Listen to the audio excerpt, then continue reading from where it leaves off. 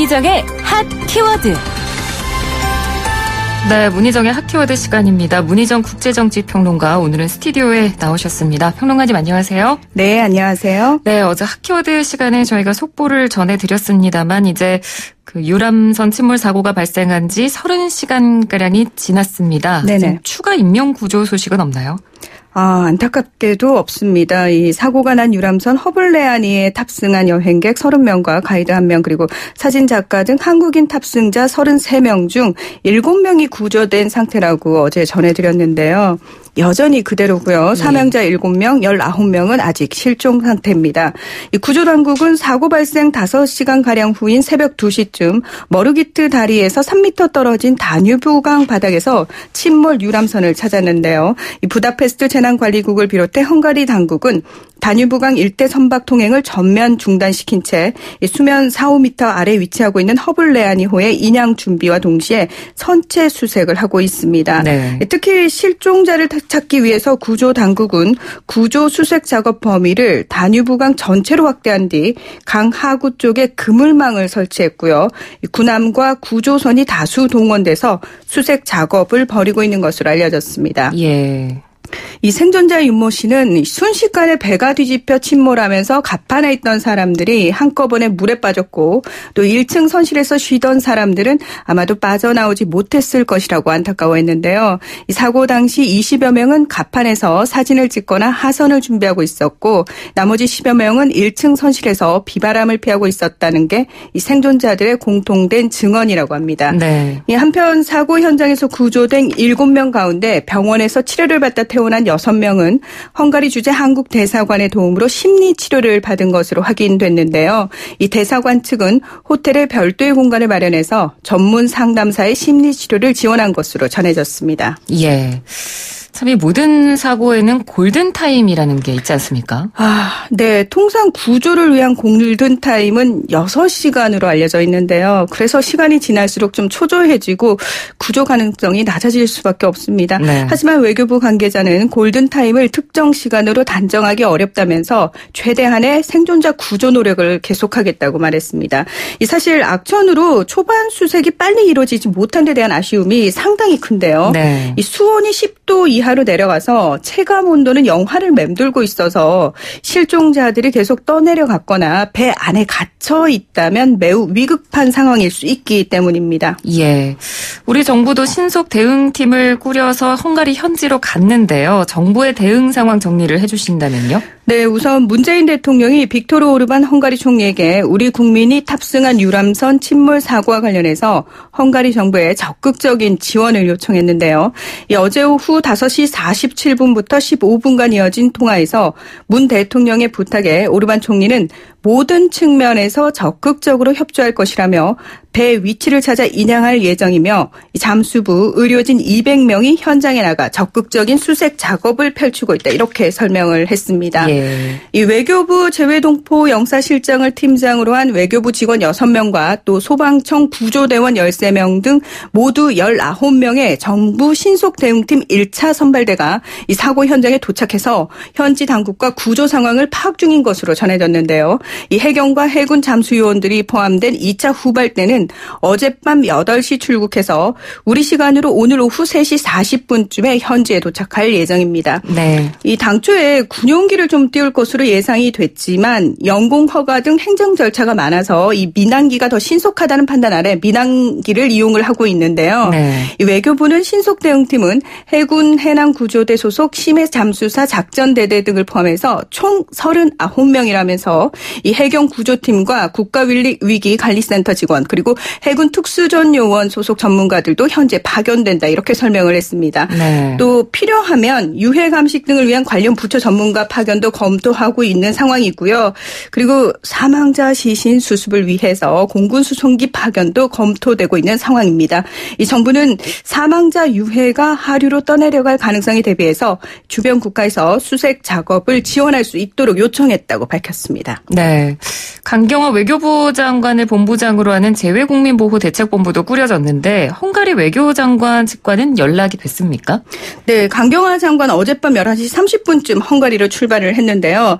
오늘 오후 3시쯤 현지에 도착해서 우리 대응팀의 구조 작업을 지휘하고 헝가리 외교장관과 만나서 그 사고 현장에서 사고 수습 방안을 논의할 계획이다. 이렇게 밝혔습니다. 네. 어제 오후 강경화 외교부 장관 주재로 외교부 청사에서 열린 대책회의에서 최규식 헝가리 주재 한국 대사와의 화상 전화 연결을 통해서 이 현지 수습 상황에 대한 브리핑이 있었는데요.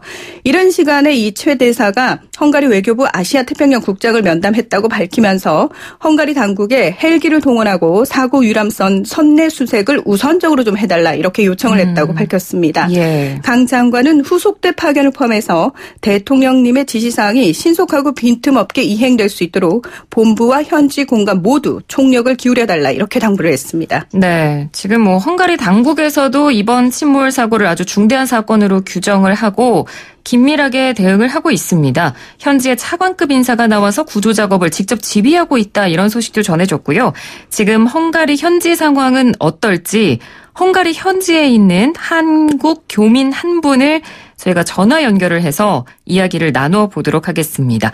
문창석 목사 전화 연결되어 있습니다. 목사님 안녕? 네, 안녕하세요. 예, 늦은 시간에 전화 연결해 주셔서 너무 감사합니다. 네. 예, 정말 크고 또 안타까운 사고 소식이라서 헝가리 현지에서도 이 침몰 사고에 대해서 굉장히 애통해하는 분위기가 클 것 같은데 지금 현지 분위기나 언론 보도들은 어떻게 나오고 있나요? 우리 여기 있는 한국 사람들은 더 말할 것도 없고, 현지인들도, 여기에서 이런 일이, 우리나라에서 이런 일이 일어난 것에 대해서 참 미안하다. 이렇게 아주 이야기하는 분들도 참 많고, 네, 그런 분위기입니다. 예. 네. 저희 한국에서 나온 보도를 보면, 헝가리 다뉴브강에 지금 한 달 가까이 비가 계속 내리고 있는 상황이었어서 구조 작업이 더 어려웠었다라는 분석이 있는데, 지금도 비가 오나요? 오늘은 그러니까 어제죠. 헝가리 시간으로 어제. 네. 예, 어제 오후부터는 개어서 구름은 껴있지만 비는 거의 그친 상태였어요. 네. 그렇지만 이제 물이 이미 많이 불어 있고, 네. 또 이제 유속이 빠르고 그러다 보니까 이제 구조 작업은 상당히 어려운 형편이죠. 사고 발생 이후에 유람선 운항은 물론일 것 같고 주변 교통이 통제됐다고 들었는데 지금 상황은 어떤가요? 예, 주변 교통은 그냥 그대로 유지되고 있어요. 네. 왜냐하면 사실 사고 현장 자체는 지금 통제할 이유가 없는 그런 상태거든요. 네. 예, 수색 작업이 또 거기에서 일어나기보다는 하류 쪽으로 내려가면서 진행이 되니까. 아, 네네. 예, 그래서 강변도로 자체는 통제되진 않았어요. 그러나 네. 유람선 운항은 전면 금지됐습니다. 네. 지금 헝가리 현지 시각이 굉장히 늦은 시각인데 구조 작업은 계속해서 지금 이루어지고 있습니까? 아마 이 밤에는 지속되는 것 같지는 않습니다. 실제적으로 낮에도 구조 작업이 아주 어려운 형편이거든요. 물이 탁하고 유속이 빠르고 또 물이 불어나고 그래서 실제 잠수부가 물속에 들어가서 2분을 버티기 어렵다 이렇게 얘기할 정도예요. 네네네. 우리 정부가 신속 대응팀을 파견을 했는데 현장에 도착을 했습니까? 혹시 보셨나요? 아마 도착을 그러니까 지금 사고 수습하는 현장이라고 하기보다는 아마 헝가리에 도착하는 정도였을 거예요. 어젯밤에. 네네. 네네. 제가 알기로는 그 정도였을 겁니다. 사실 한국에서 오는 시간이 있기 때문에. 예. 헝가리 당국에서도 차관급 인사가 나와서 구조 작업을 직접 지휘를 했다 이런 보도도 나왔는데 헝가리 당국은 어떻게 지금 대처를 하고 있는 상황인가요? 좀 적극적인 부분이 있다고 해요. 그래서 지금 이 도나우강 혹은 다뉴브라고도 하고 헝가리 말로는 두너라고 하는데 이 강이 굉장히 길잖아요. 네. 헝가리 앞에는 오스트리아가 있고 또 슬로바키아 있고 독일에서부터 흘러서 헝가리에 오는데 헝가리에서 끝나는 게 아니라 세르비아, 루마니아를 거쳐서 이제 흑해까지 가거든요. 네. 그러니까 이게 심각한 상황이죠. 그렇죠. 헝가리에서 구조 작업이 안 되고 그 다음 나라인 세르비아에도 해야 될 상황이기도 하다. 그런데 지금 여기 헝가리 내에서 뉴스들을 보면 네. 세르비아까지도 헝가리 정부가 이제 구조를 요청한 상태다 하는 얘기도 있습니다. 아, 그러니까 그 시신이 네. 거기까지 네네. 떠내려갈 수도 있는 상황이기 때문에 그렇죠. 다른 나라의 협조도 지금 필요할 수 유럽도 있겠군요. 아주 심하면 그렇게까지도 해야 되지 않을까 싶습니다. 예, 그렇군요. 네. 그 목사님께서는 헝가리에 거주하신 지 몇 년이나 되셨습니까? 지금 26년 차입니다. 아, 굉장히 오래 계셨네요. 네, 좀 그런 편이죠. 그러면 그 다뉴브 강에서 뭐 헝가리 부다페스트에서 정말 유명한 관광지이기도 하고 사람이 많이 몰리는 곳인데 네. 이렇게 큰 침몰 사고가 지난 20여 년간 난 적이 있었습니까? 제 기억으로는 없습니다. 이렇게 가벼운 추돌 사고 정도는 있었다고 그렇게 얘기되는데, 예. 사실 이렇게 큰 사고는 제 기억에는 없어요. 아주 굉장히 큰 사고죠, 이거는. 네. 네. 그 사고가 발생한 그렇죠. 시간이 헝가리 시간으로 밤 9시가 조금 넘은 시간이었습니다. 이때가 워낙 다뉴브강에 유람선이 많이 몰리는 시간이라고 하더라고요. 이제 유람선을 타는 이유는 야경 때문에 타는 거거든요. 네. 그러니까 자연스럽게 낮 시간보다는 밤 시간에 이제 일몰 이후에 유람선이 몰릴 수밖에 없죠. 예. 몰려서 이렇게 추돌 사고가 날 만큼 유람선이 그렇게 다뉴브강에 많습니까? 제 개인적인 견해로 본다면 네. 많다고 해도 무슨 추돌 사고 염려 정도는 아닐 것 같은데, 자꾸 언론에서는 그쪽 방향으로 이렇게 얘기를 많이 하더라고요. 네. 그러니까 워낙 유람선이 물론 강에 많이 떠 있어서 그런 부분도 있다. 이런 분석도 네네. 있긴 있거든요. 왜냐하면 제 생각으로는 이건 이 객관적인 건 아닐 수 있습니다. 근데 네. 그 좁은 도나우강에 많은 유람선이 떠 있는 것은 위험한 거 아니냐 이렇게 네네. 보는데 네. 사실 유람선들의 속도가 그렇게 빠르지 않거든요. 그렇죠. 그렇기 때문에 그리고 유람선이 그렇게 많은 게 문제가 될 거는 아니지 않나 이렇게 생각을 하고 계시는 거죠? 그 정도는 아닌 것 같아요. 네.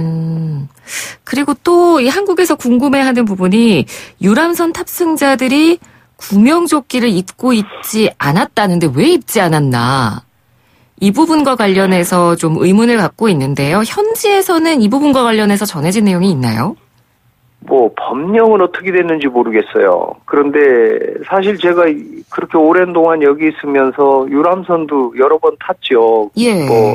또 한국 사람만 타는 것도 아니고 주로 이제 한국 여행객들, 단체 여행객들은 배 한 척을 이렇게 전세를 내서 이제 타는 경우가 많고 이번에도 이제 그런 상황이었는데 네. 이제 그런 배만 구명조끼를 입지 않는 게 아니라 네. 그냥 개인적으로 어떤 시간에 맞춰서 가서 타는 그런 유람선도 제가 여태까지 이 구명조끼를 입은 경우는 못 봤거든요. 그러니까 목사님께서도 유람선을 타본 경험이 있다고 하셨잖아요. 그렇죠. 예. 여러 번 있죠. 구명조끼는 한 번도 안 입어보신 거죠? 저만 안 입은 건 아니고. 그렇죠. 네. 아마 제 기억 속에 구명조끼 입은 경우는 없었던 것 같아요. 그럼 설치도 안 돼 있습니까? 배 내부에? 된 것에 대한 기억도 사실 없는 것 같습니다. 아, 그러니까 눈에 보이는 자리에는 구명조끼의 여부가 안 보일 정도로. 네. 제 기억에는 그게 거의 없는 것 같고요. 예. 그러네요. 네. 그러니까 사실 한국 입장에서 생각하면 한강에서 유람선을 탄다고 가정했을 때 그 구명조끼를 대부분 안 입긴 하거든요. 유람선이 뭐 워낙 속도도 느리고 뭐 강물이 유속이 빠른 게 아니기 때문에. 하지만 눈에 보이는 곳에 구명조끼가 늘 비치가 돼 있다는 생각이 있거든요. 근데 헝가리 유람선에는 눈에 보이는 곳에 그런 구명조끼나 어떤 구명 튜브나 이런 거는 못 보셨다는 말씀이시네요. 튜브는 인원에 맞게 이렇게 있었던 거는 정확히 모르는데 튜브는 좀 있었죠. 제 기억으로는. 네. 근데 이제 제 기억을 이게 믿을만하지도 못하니까 어쨌든 중요한 것은 지금까지 제가 여기 살아오면서 구명조끼를 입어본 적도 없고, 네, 다른 사람 입은 것도 본 적이 없는 건 확실합니다. 네, 그렇군요. 알겠습니다. 뭐 앞으로 이 사고 관련해서 구체적인 원인은 조금 더 조사가 필요하겠지만, 이 헝가리 현지에서는 침몰 사고의 원인이 이런 것으로 추정이 되고 있다. 이런 언론 보도가 나온 게 있습니까?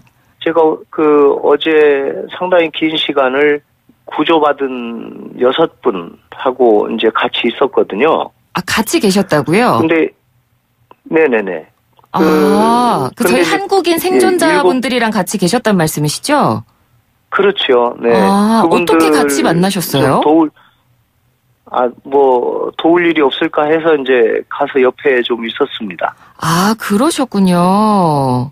네네. 네네. 근데 그분들이 종합적으로 얘기하는 걸 같이 얘기를 나눴는데, 그분들 가운데 이제 7분이 이제 생존해 계시잖아요. 근데 6분, 한 분은 이제 이 갈비뼈에 약간의 문제가 있어서 아직 병원에 계시고요. 네. 6분은 이제 퇴원을 다 해서 한 호텔에 이제 묵고 계세요. 네네. 이제 그 호텔에서 같이 이제 좀, 반나절 정도 있었는데, 그분들 중에, 6분 중에 대부분 선상에 있었다고요, 위에.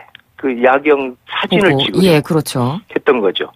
그리고 후미에 이제 있어서 후미에서 이제 그 국회의사당을 이제 찍느라고 후미에 있었던 사람들이에요, 거의 몇 분이. 네. 근데 그분들의 똑같은 얘기가 뭐냐면, 후미의 왼쪽. 그러니까 배 끄트머리의 뒷부분, 왼쪽 부분을 그 큰 배가 와서 세게 받은 것도 아니랍니다. 꽝 소리도 아니었대요. 바로 눈앞에서 그분들이 목격한 거니까. 네. 근데 이제 뭐라고 하느냐면, 그저 그냥 쿵 하고 2번 그렇게 이렇게 부딪혔는데 2번째 부딪히고 나서 그러니까 받친 거죠. 이 배가. 네네. 그리고는 이제 오른쪽으로 이제 순간에 뒤집히면서 위에 있던 분들이 쏟아져 이제 물속으로 빠져버린 상황이 됐다. 이제 이렇게 말씀들을 하셨어요. 그래서 그리고 크루즈 선박이 그 앞에서 보면 왼쪽, 그러니까 전면을 볼 때 왼쪽 아래쪽에 이 부딪힌 상처가 있거든요. 네. 그렇다면 그게 맞아 떨어지는 거죠. 그 얘기가. 그러네요. 그래서 네, 오히려 그 생존하신 분들의 증언으로 보면 오히려 이게 더 정확한 게 아닌가 싶어요. 어쨌든 직접 목격하신 분이 뭐 한 분도 아니고 6분이나 계신 상황이기 때문에 그분들께서 보신 그런 부분이 훨씬 더 설득력이 있지 않을까 저도 그런 생각이 드네요. 목사님께서 같이 계셨다고 하니까 제가 또 궁금해지는 게 있는데 지금 그러면 그분들의 건강상에는 큰 문제가 없나요? 아까 입원하셨다는 분 말고는?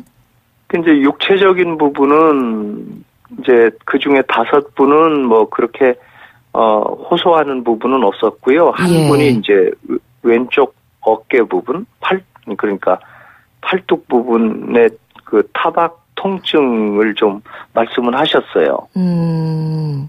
그러니까 신체적으로 큰 외에는 부상은 없으셨지만 그래도 아무래도 굉장히 좀 심리적으로 힘드실 것 같은데요.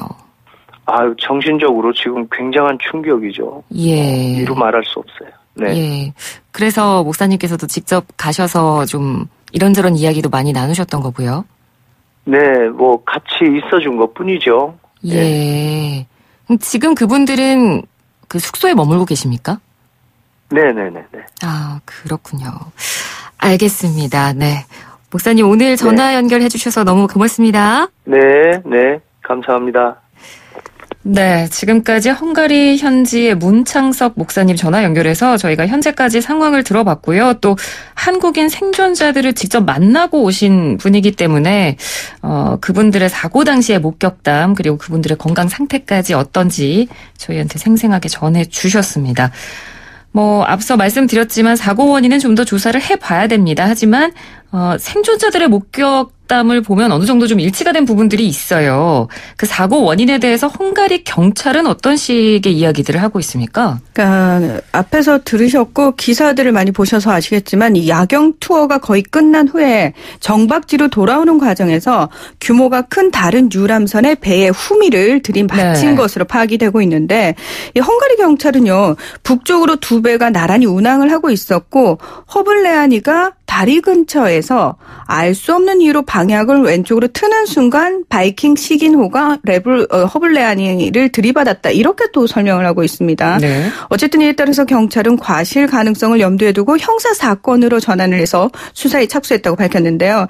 다만 경찰은 침몰한 유람선 잔해를 인양하기까지는 수일이 걸릴 수 있고 이 잔해 내부에 시신이 있을지에 대해서도 확답을 할 수 없다. 이렇게 설명을 하고 있는 상태입니다. 네. 그리고 또 다른 문제로 지적되는 부분이 바로 날씨입니다. 계속해서 폭우가 내리고 있는 상황이었다면 이게 무리한 운항은 아니었나 이런 부분이 좀 안타까운 마음이 들고요. 유람선도 그렇겠지만 여행사 측에서도 지금 계속해서 관련 내용 브리핑을 하고 있지만 날씨가 이렇게 좋지 않다면 현장에서 어떤 여행 일정을 조정해야 되는 게 아니었나. 그런 부분 생각도 좀 들더라고요. 네. 그러니까 저희가 사실 사고가 일어난 다음에 얘기를 하는 거기 때문에 이렇게 얘기를 하는 건데 참 좋은 여행사 측은요. 현장에 비가 오긴 했지만 모든 유람선이 정상 운항하고 있었다면서 옵션에 기본적으로 포함된 일정이었고 전 고객이 참여한다고 해서 진행했다. 이렇게 말을 하고 있는데 그러니까 실제로 당시 CCTV 영상을 보시면 아시겠지만 상당히 많은 유람선들이 운항하고 있는 걸 볼 수가 있습니다. 이 유람선 관련 매뉴얼과 관련해서는 특별한 매뉴얼이 없었고 위험 수칙은 인솔자에게 배포해서 손님에게 보여주고 사인을 받도록 하고 있다고 설명을 했는데요. 이 부다페스트 현지에서는 사실 한 달 가까이 비가 내렸고 사고 당시에도 폭우가 내리고 낙뢰가 치는 상황이었거든요. 게다가 사실 내륙에 있는 강이기 때문에 유속이 세지 않다라고는 해도 강물이 워낙 많이 불어난 상황이었고 곳곳에 소용돌이가 있었던 것으로 밝혀져서 그래도 조금 주의를 했었어야 되는 게 아닌가라는 얘기가 나오고 있는 겁니다. 네. 이번에 이 한국 관광객들이 탔던 유람선이 소형 선박이었다고 하더라고요. 네, 이 로이터 통신 보도에 의하면 선박 등록부 확인 결과 이 사고 유람선인 허블레아니는 1949년 소련에서 제작이 됐고요.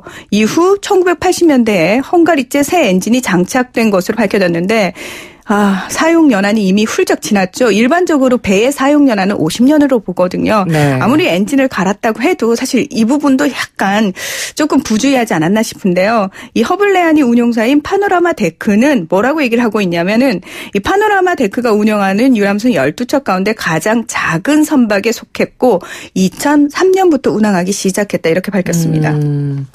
그러면 선박에 비해서 혹시 무리하게 많은 인원을 태운 건 아니었을까요?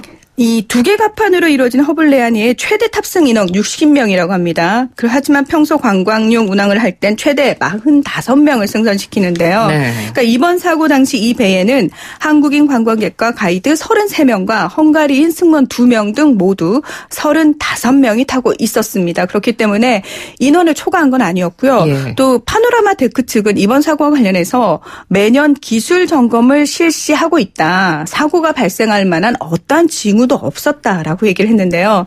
이 당시 상황을 찍은 CCTV 확인 결과 유람선 자체 결함의 문제라기보다는 이 대형 크루즈선의 추돌, 즉 외부 요인에 의한 침몰로 볼 수 있습니다. 네, 지금 방금 말씀해 주신 그 대형 크루즈선, 이 대형 여객선이잖아요. 그런데 이 여객선이 선사가 스위스에 있다는 걸로 밝혀졌는데 이 크루즈의 입장이라든지 관련해서 전해진 정보는 없습니까? 이 스위스의 본사를 두고 바이킹 시긴을 운항하는 바이킹 크루즈 대변인은 이번 사고로 바이킹 시긴호의 승객이나 선원은 다치지 않았고 당국 조사에 철저하게 협조를 하고 있다 이렇게 밝혔습니다. 헝가리 매체들에 따르면 바이킹은 길이가 135m, 너비가 29m, 승선 정원이 190명에 달하고 이 침몰한 허블레아니에 비해서 4배나 큰 규모의 선박인 것으로 밝혀졌는데요. 이 호르바트 임내 헝가리 해운조합 사무총장은 현지 매체인 오리고와의 인터뷰에서 이런 배들은 위성 항법 장치를 장착하고 있기 때문에 자기 자신과 다른 배의 위치를 4m 오차로 파악할 수 있다. 그러니까 사고 당시 날씨도 그렇게 배를 운항하기에는 불가능한 정도의 날씨가 아니었기 때문에 상대 선박을 충분히 발견할 수 있었다고 얘기를 했는데요. 바이킹 시기노와 같은 배는 시속 12에서 15km를 낼 수 있고 시속을 그리고 무게는 1000톤에 다다른다면서 이 허블레아니호가 빠르게 침몰한 점을 미뤄보면은 이 바이킹 시긴호가 과속했을 가능성도 있다 이렇게 설명을 했습니다. 그러니까 향후 조사 결과 크루즈선이 충돌 사고의 원인을 제공한 것으로 확인이 되면은 크루즈 선사의 관계자들에게 법적 책임을 물을 가능성이 큰데요. 그렇죠. 이 헝가리 검찰이 우크라이나 출신의 바이킹 시긴호 선장이 용의자 신분으로 조사를 받았다라고 밝혔고요. 조사 후에 이 선장은 구금됐고 체포영장도 신청을 한 것으로 알려졌습니다. 이 구조된 탑승객들은 바이킹 시긴호가 허블레아니를 들이받은 뒤 구조하지 않고 그대로 운항했다고 진술한 것으로 알려졌는데요. 이 당시 바이킹 시긴호는 다뉴브강을 통해서 슬로바키아로 향하던 중이었던 것으로 전해졌습니다. 네, 그렇군요. 또 관련 소식은 속보가 또 들어오면 저희가 전해드리도록 하겠습니다. 오늘 말씀 잘 들었습니다. 고맙습니다. 네, 고맙습니다. 네, 지금까지 문희정 국제정치평론가와 이야기 나눴습니다. 1부는 여기서 마치고요. 잠시 뒤에 2부 이어가도록 하겠습니다.